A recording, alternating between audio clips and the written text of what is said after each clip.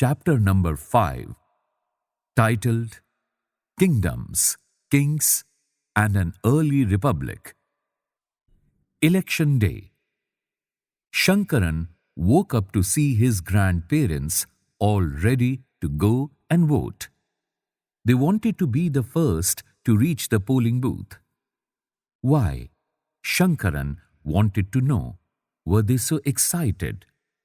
Somewhat impatiently, his grandfather explained, "We can choose our own rulers today." How some men became rulers. Choosing leaders or rulers by voting is something that has become common during the last 50 years or so. How did men become rulers in the past? Some of the Rajas we read about in chapter 4 were probably chosen by the Jana, the people. But around 3,000 years ago, we find some changes taking place in the ways in which Rajas were chosen. Some men now become recognized as Rajas by performing very big sacrifices. The Ashvamedha or horse sacrifice was one such ritual.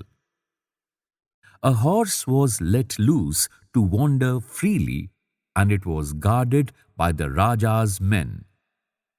If the horse wandered into the kingdoms of other Rajas and they stopped it, they had to fight. If they allowed the horse to pass, it meant that they accepted that the Raja who wanted to perform the sacrifice was stronger than them. These Rajas were then invited to the sacrifice, which was performed by specially trained priests, who were rewarded with gifts. The Raja who organized the sacrifice was recognized as being very powerful, and all those who came brought gifts for him. The Raja was a central figure in these rituals. He often had a special seat, a throne, or a tiger skin.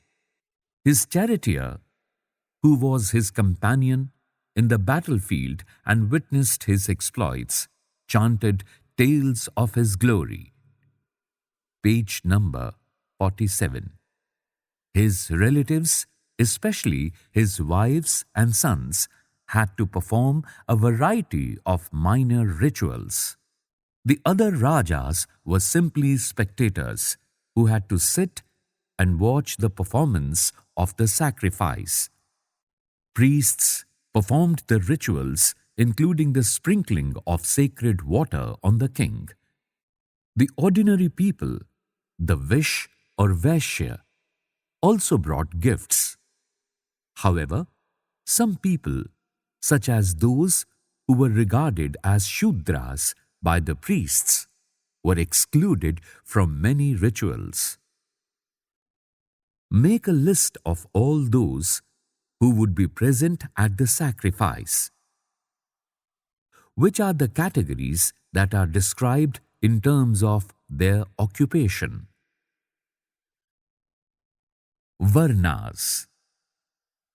We have many books that were composed in North India, especially in the areas drained by the Ganga and the Yamuna during this period. These books are often called later Vedic because they were composed after the Rig Veda, about which you learnt in chapter 4. These include the Samaveda, Yajurveda, and Atharva Veda, as well as other books. These were composed by priests and described how rituals were to be performed. They also contained rules about society. There were several different groups in society at this time: priests and warriors, farmers, herders, traders, craft persons, laborers, fishing folk, and forest people. Some priests and warriors were rich, as were some farmers and traders. Others, including many herders, craft persons, laborers, fishing folk, and hunters and gatherers, were poor. The priests divided people into 4 groups called Varnas. According to them, each Varna had a different set of functions. The first Varna was that of the Brahmin. Brahmins were expected to study and teach the Vedas, perform sacrifices, and receive gifts. In the second place were the rulers, also known as Kshatriyas. They were expected to fight battles and protect people. Third were the Vish or the Vaishyas. They were expected to be farmers, herders, and traders. Both the Kshatriyas and the Vaishyas could perform sacrifices. Page number 48. Last were the Shudras, who had to serve the other 3 groups and could not perform any rituals. Often, women were also grouped with the Shudras. Both women and Shudras were not allowed to study the Vedas. The priests also said that these groups were decided on the basis of birth. For example, if one's father and mother were Brahmins, one would automatically become a Brahmin, and so on. Later, they classified some people as untouchable. These included some craftspersons, hunters and gatherers, as well as people who helped perform burials and cremations. The priests said that contact with these groups was polluting. Many people did not accept the system of Varna laid down by the Brahmins. Some kings thought they were superior to the priests. Others felt that birth could not be a basis for deciding which Varna people belonged to. Besides, some people felt that there should be no differences amongst people based on occupation. Others felt that everybody should be able to perform rituals, and others condemned the practice of untouchability. Also, there were many areas in the subcontinent, such as the Northeast, where social and economic differences were not very sharp, and where the influence of the priests was limited. Why did people oppose the system of Varnas? Janpadas. The Rajas who performed these big sacrifices were now recognized as being Rajas of Janpadas rather than Janas. The word Janpada literally means the land where the Jana set its foot and settled down. Some important Janpadas are shown on map 4, page 49. Archaeologists have excavated a number of settlements in these Janpadas, such as Purana Qila in Delhi, Hastinapur near Meerut, and Ataranji Kheda near Etah. The last 2 are in Uttar Pradesh. They found that people lived in huts and kept cattle as well as other animals. They also grew a variety of crops: rice, wheat, barley, pulses, sugarcane, sesame, and mustard. Is there a crop in this list that was not mentioned in Chapter 3? A picture is shown in the left bottom of page number 48. It shows painted grey ware. Plates and bowls are the most common vessels made out of painted grey ware. These are extremely fine to touch with a nice, smooth surface. Perhaps these were used on special occasions for important people and to serve special food. Page number 49. They made earthen pots. Some of these were grey in color. Others were red. One special type of pottery found at these sites is known as painted grey ware. As is obvious from the name, these grey pots had painted designs, usually simple lines and geometric patterns. Mahajanapadas. About 2,500 years ago, some Janapadas became more important than others and were known as Mahajanapadas.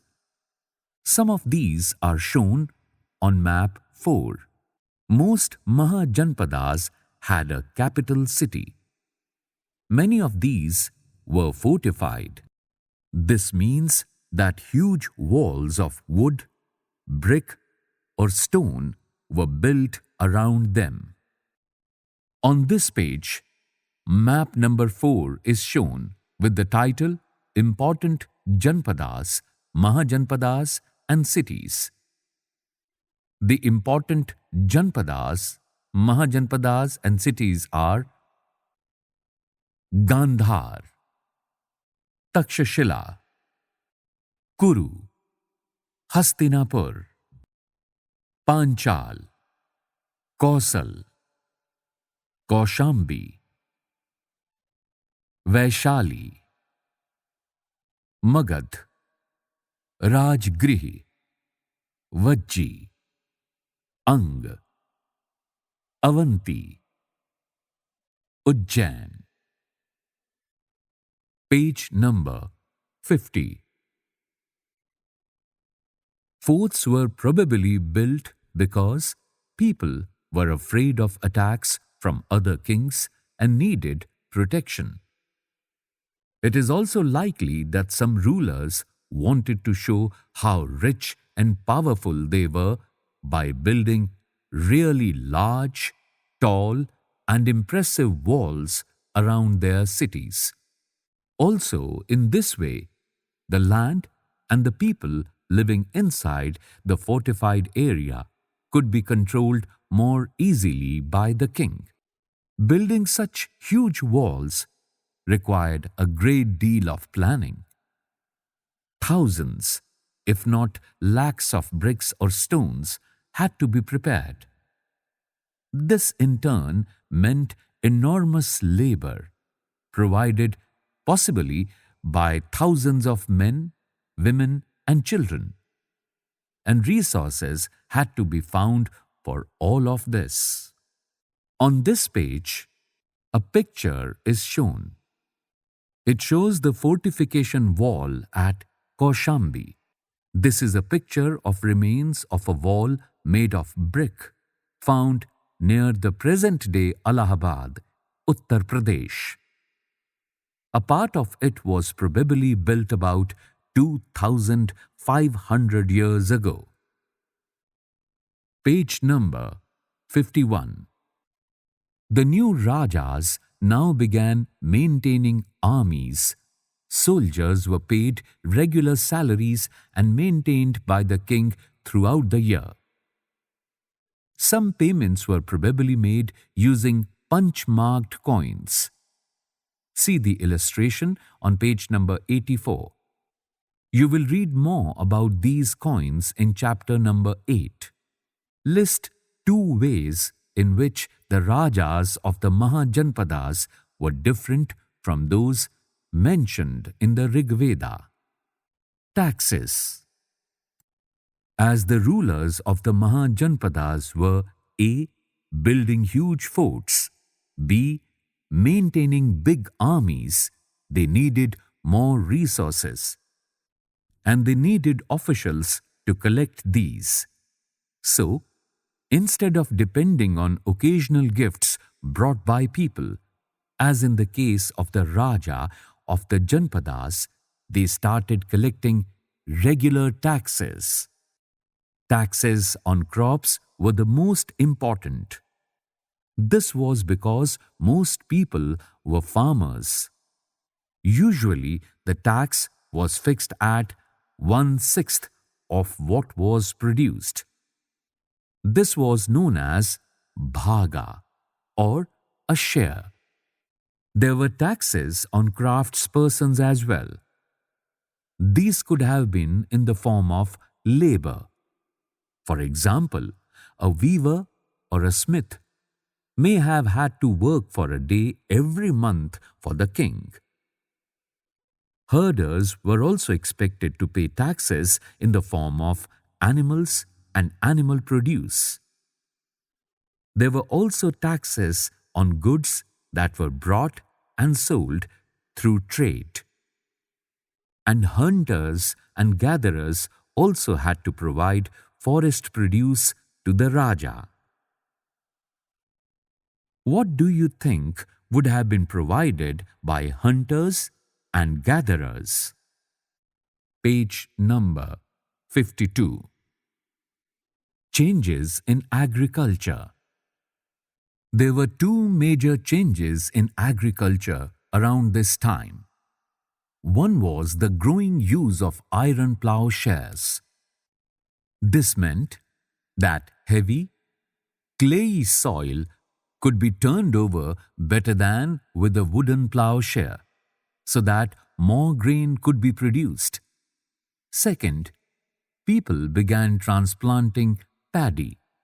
This meant that instead of scattering seed on the ground from which plants would sprout, saplings were grown and then planted in the fields. This led to increased production as many more plants survived. However, it was back-breaking work. Generally, slave men and women, dasas and dasis, and landless agricultural laborers, kamakaras, had to do this work. Can you think why kings would encourage these changes? A closer look. A. Magadha. Find Magadha on map 4, page 49. Magadha became the most important Mahajanapada in about 200 years. Many rivers, such as the Ganga and Son, flowed through Magadha. This was important for A. transport, B. water supplies, C. making the land fertile. Parts of Magadha were forested. Elephants, which lived in the forest, could be captured and trained for the army. Forests also provided wood for building houses, carts, and chariots. Besides, there were iron ore mines in the region that could be tapped to make strong tools and weapons. Magadha had two very powerful rulers, Bimbisara and Ajatasattu, who used all possible means to conquer other Janpadas. Mahapadmananda was another important ruler. He extended his control up to the northwest part of the subcontinent. Rajagriha, present-day Rajgir in Bihar, was the capital of Magadha for several years. page number 53. Later, the capital was shifted to Pataliputra, present-day Patna. More than 2,300 years ago, a ruler named Alexander, who lived in Macedonia in Europe, wanted to become a world conqueror.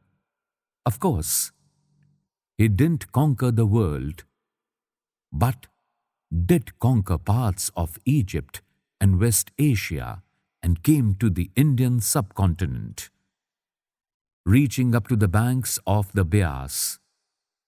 When he wanted to march further eastwards, his soldiers refused.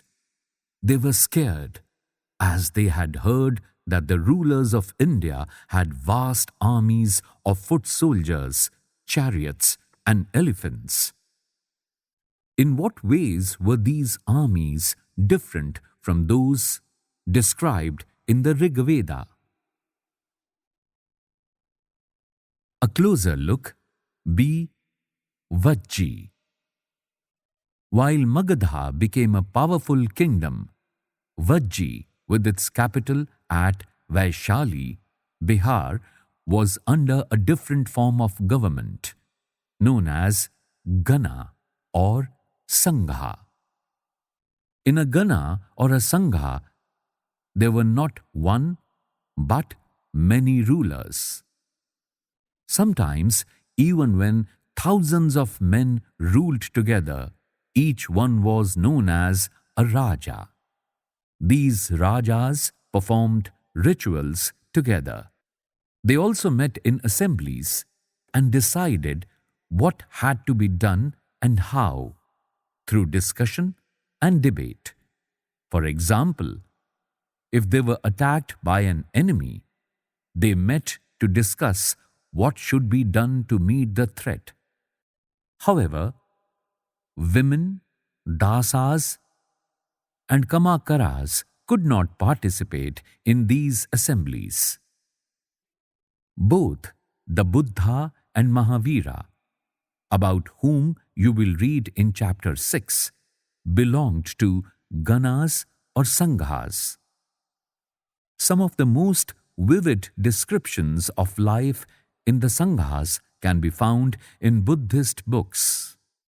Gana is used for a group that has many members. Sangha means organization or association. Page number 54. This is an account of the Vajjis from the Digha Nikaya, a famous Buddhist book, which contains some of the speeches of the Buddha. These were written down about 2,300 years ago. Ajatasattu and the Vajjis. Ajatasattu wanted to attack the Vajjis. He sent his minister named Vasakara to the Buddha to get his advice on the matter. The Buddha asked whether the Vajjis met frequently in full assemblies. When he heard that they did, he replied that the Vajjis would continue to prosper as long as they held full and frequent public assemblies. They met and acted together. They followed established rules. They respected, supported, and listened to elders. Vajji women were not held by force or captured. Chaityas, local shrines, were maintained in both towns and villages. Wise saints who followed different beliefs were respected and allowed to enter and leave the country freely. In what ways was the Vajji Sangha different from the other Mahajanapadas? Try and list at least 3 differences. Rajas of powerful kingdoms tried to conquer the Sanghas. Nevertheless, these lasted for a very long time. till about 1,500 years ago, when the last of the Ganas or Sanghas were conquered by the Gupta rulers, about whom you will read in chapter 10. Key words: Raja, Ashvamedha, Varna, Janpada, Mahajanapada, fortification, army, tax, transplantation, Gana or Sangha, democracy. Page number 55. Elsewhere, find Greece and Athens in your atlas.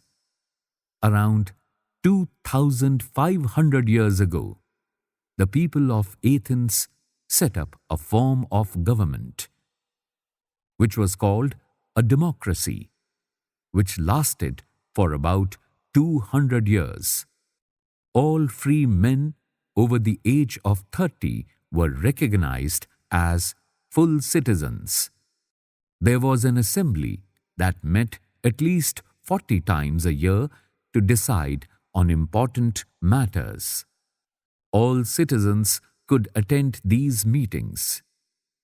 Appointments for many positions were made through lottery. All those who wanted to be chosen gave their names, and then some were selected through lottery. Citizens were expected to serve in the army and the navy. However, women were not considered citizens. Also, many foreigners who lived and worked in Athens as merchants and craftspersons did not have rights as citizens. Besides, there were several thousand slaves in Athens who worked in mines, fields, households, and workshops. They too were not treated as citizens. Do you think this was a true democracy? Imagine you are peeping through a crack in the walls of the assembly of Vaishali, where a meeting is in progress to discuss ways to deal with an attack by the king of Magadha. Describe what you might hear.